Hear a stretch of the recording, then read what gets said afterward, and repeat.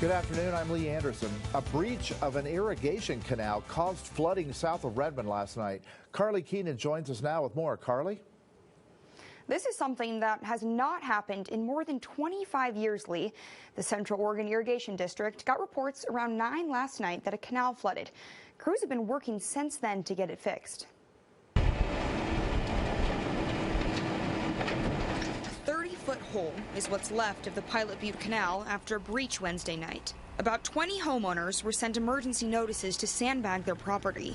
It took 4 hours to stop the flow, flooding the road and fields south of Young Avenue in Redmond. Thursday, crews unloaded a mix of clay and sand to fill the gap. I'm told rockchucks are likely responsible for the breach in the canal. It starts when they dig small holes.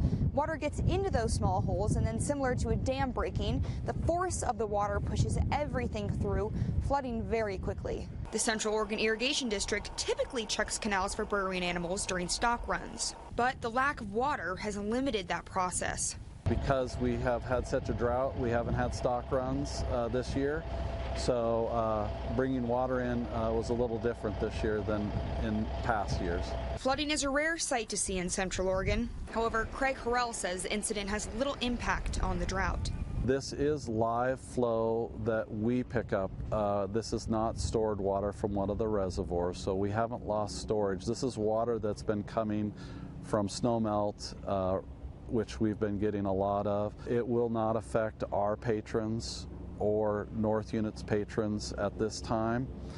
This water is in the middle, will be being put into the Middle Deschutes River while we're not taking it, so the Middle Deschutes is taking the water right now. At least 10 properties are damaged, but there have been no reports of evacuations. Harrell says it'll take 2 days to repair the breach.